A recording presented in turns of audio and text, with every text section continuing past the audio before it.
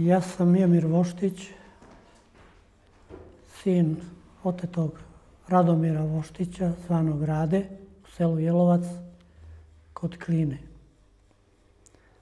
Rođen sam i živeo sam u pomenutu Jelovcu do 1973. godine. Odatle sam završio i srednju školu u Klini. 1973. sam otišao za Beograd i poslije toga više se nisam vraćao, ostao sam, studirao, zaposlio se i povremeno se vraćao u selo Zoj. Okupljali smo se redovno, dolazili smo na slave, Božić, praznici, odmori godišnji. Bilo nas je 7. Ostao je najmlađi sin da živi sa ocem. Sa komšijama smo bili u dobrim odnosima, posebno on. To je malo selo, negde oko 10-ak domaćinstava, 10-ak kuća. Uglavnom su stariji živeli tu, bilo je i mlađih. Za vreme praznika i godišnjih odmora uglavnom bilo puno sela. U istom dvorištu živjela su maltene i 2 njegova brata. Da su živjeli lepo živjeli su od penzije, poljoprivrede i ni sa kim nikakve zamerke ništa nisu imali. Da imaju neki razlog nešto da bude kidnapovan i tako. On je radio prvo je bio preduzetnik, privatnik, zidar, tesar, stolar, sve je to radio. Zatim je radio u izgradnji u peći u građevinsko preduzeće.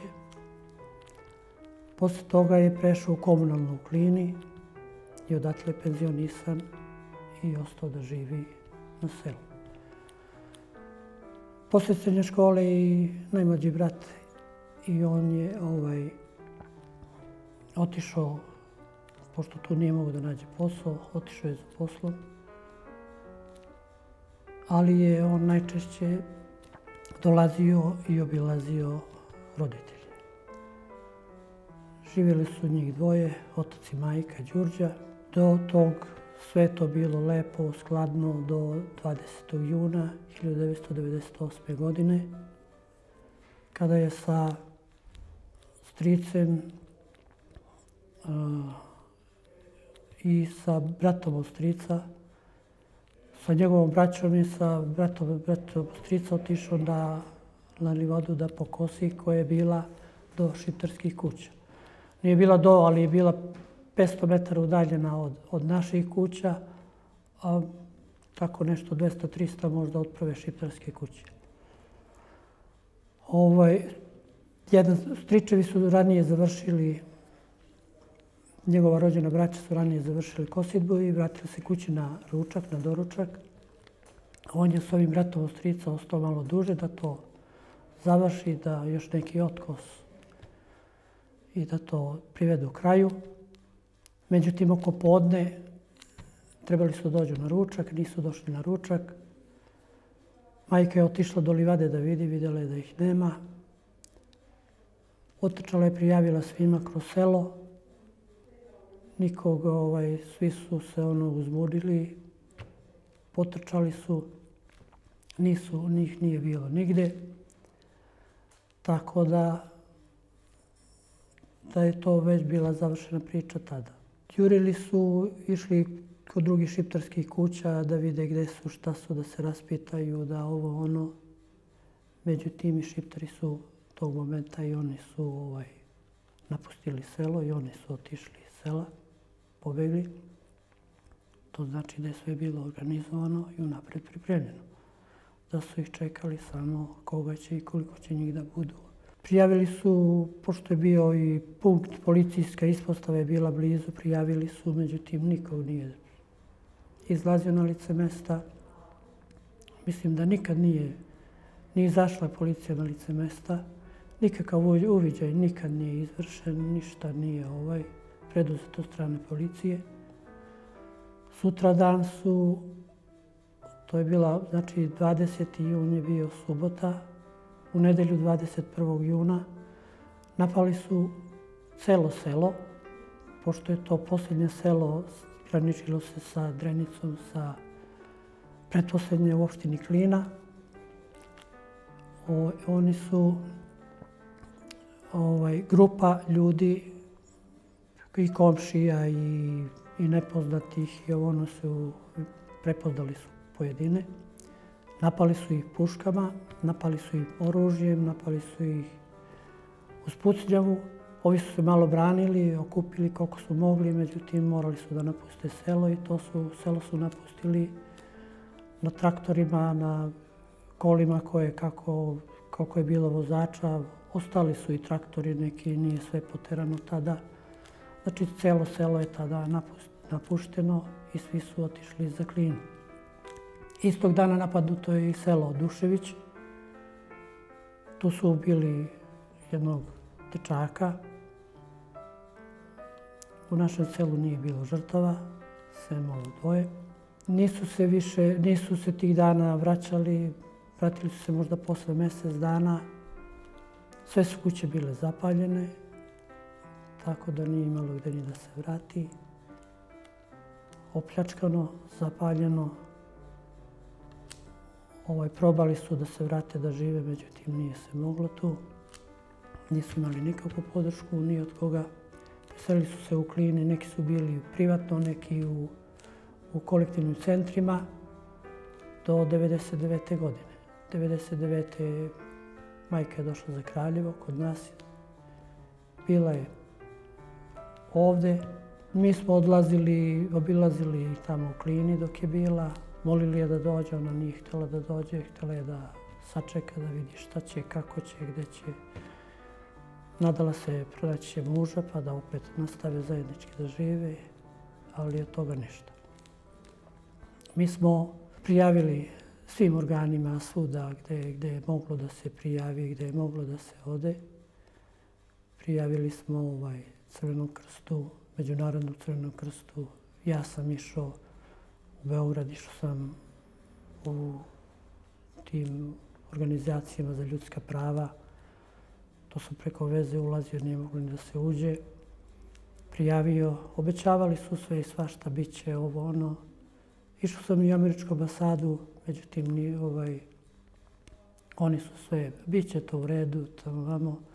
Međutim, kad sam kasnije vidio sam da od toga nema ništa i da nema nikakvog odgovora i tačno kao da neko stoji iza svega toga. Upoznati su bili, mada ne i oni su bili upoznati. Zvao sam čak i Crveni krst u opštini Klina da prijavim. Predstavio sam se, čim sam se predstavio, čim sam 2-3 reči rekao, čim sam prijavio kao nestanak. Javio se Nikola, neki katolik. On je odmah spustio slušalicu. Probao sam ponovo, više nisam mogao da dobijem. Tako da je to, tih dana se to tako i odigravalo. Posle mjesec dana rekao sam da su pokušali da se vrate, međutim sve je bilo zapaljeno, opljačkano, nije imalo gdje da se vrati. Kasnije smo išli, posjećivali danas i mnogo kasnije nije bilo ni jednog kamena od svih tih kuća. Kuće su bile od kamena, zidane, sve su bile velike, naša je bila dvospratna. Imali smo pod pomoćnim zgradama verovatno 1000 kvadrata, razne štale, ambare, sve je to zapaljeno, odnešeno. Svaka kuća u selu je imala bunar, svi bunari su zatrpani, svaka voćka je posečena, tako da nije bilo šansi niti načina da se tu više živi.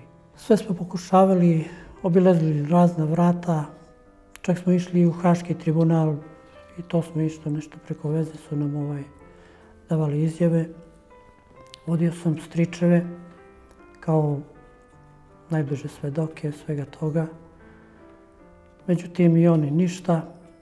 Tražio sam zapisnik sa tog saslušanja, sa te izjave i to. nisu htjeli da mi daju. Poslije su mi rekli kao jedan od službenika, ne kaže to nije naša praksa. Tražio sam da bude na srpskom, ne na engleskom je sve bilo. I rekao je da pre no što stigne u Hag, sve stiže pre u Prištinu. I zato ne daju. I zbog toga ne dajemo nikakvu izjavu. Nikakve podatke i o saslušanju, izjave i to. Išao sam na svim mogućim protestima, išao sam, podržavao društvo koliko sam mogao.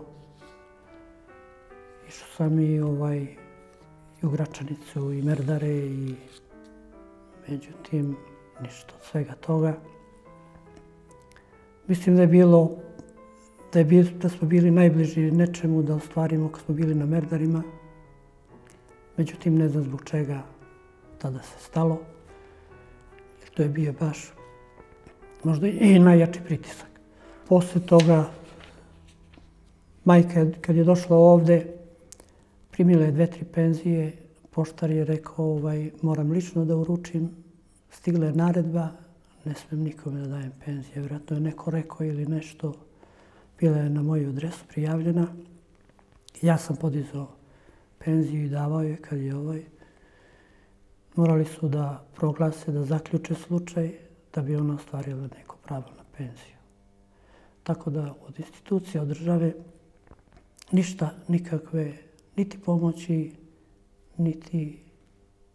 niti kuća, niti ništa nije.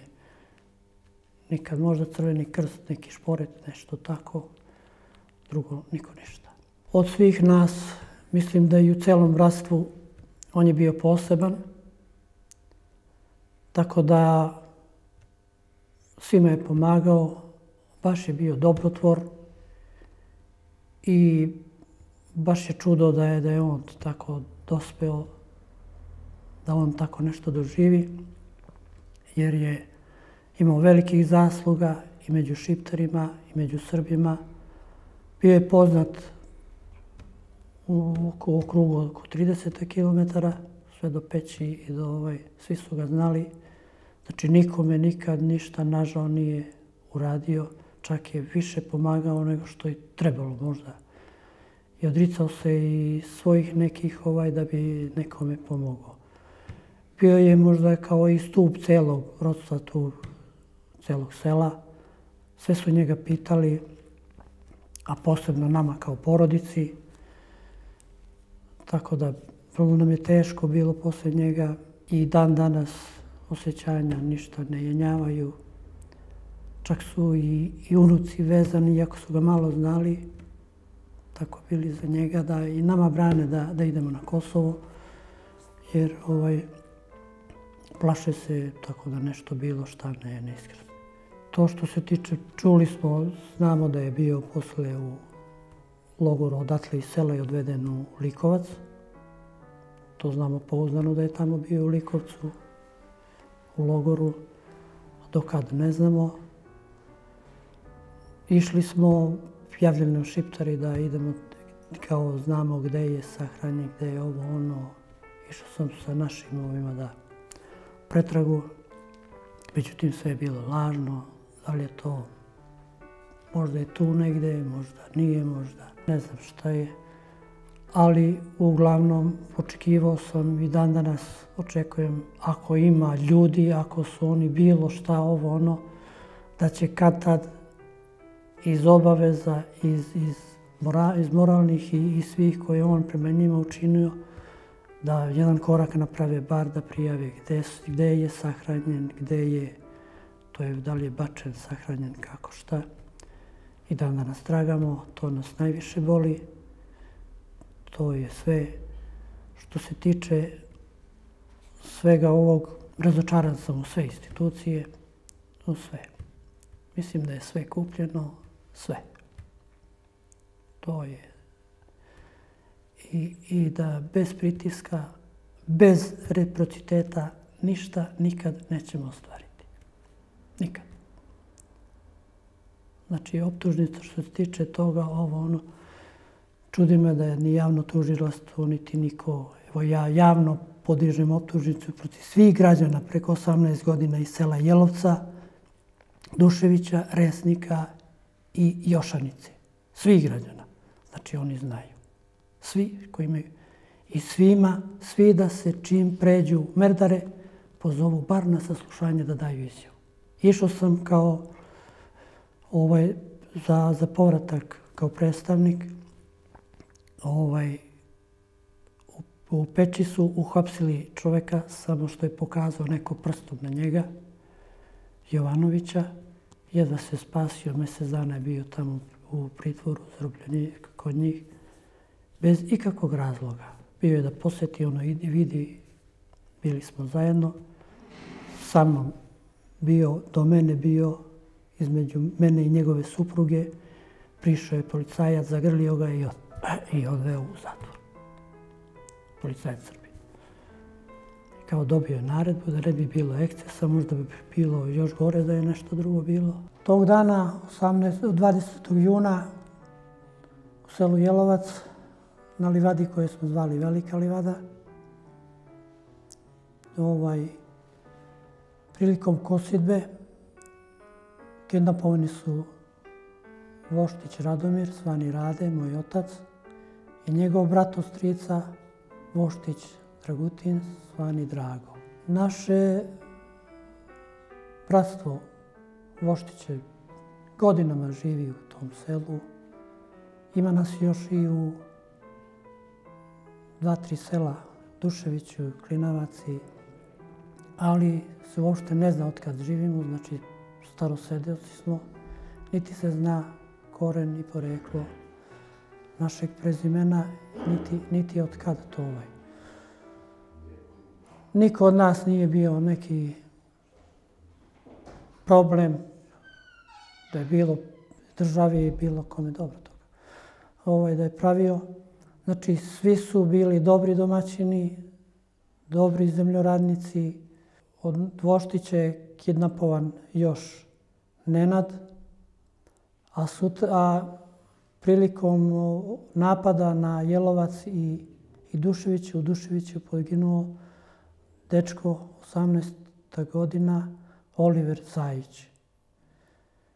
I do dan danas niti se zna ko je, niti se zna ko je kidnapovao. Mi sumnjamo i pretpostavljamo, vjerojatno su komšije. Kad smo njih pitali, oni se vade kao to su došli neki drugi ljudi. Međutim, mi sumnjamo u njih, jer ne može neko da dođe tebi u kuću, a da ti ne pustiš ga, ne dozvoliš mu da radi šta hoće. Krivica je i od organa vlasti tada. Mogli su odmah da intervenišu. Čuli smo da je bilo oslobađanje intervencija u Likovcu. Oslobodili su samo vojnike. Oni su oslobodili i 2 žene koje su pre toga kidnapovali iz sela Đurđevik.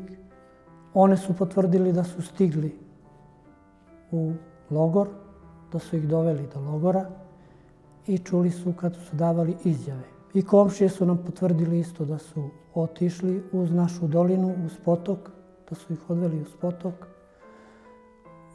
preko sela Resnik u Likovac.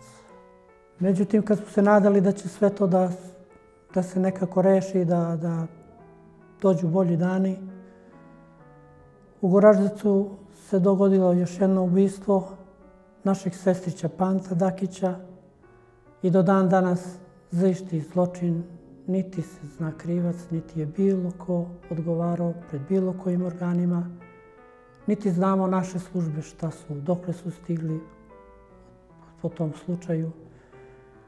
Tako da ta čežnja, neizvesnost sve nas ubija. Podsjećamo se na svakom skupu, često se okupljamo po bilo kom povodu, ali je ostala jedna rana koju ne možemo nikako da prebolimo, da zalečimo i tako živimo u neizvesnosti. Tešimo jedni drugi, ali utjehe nema, ni od koje strane nema pomoći, a sami Pokušavali smo, ali ne možemo da se izborimo protiv tog zla.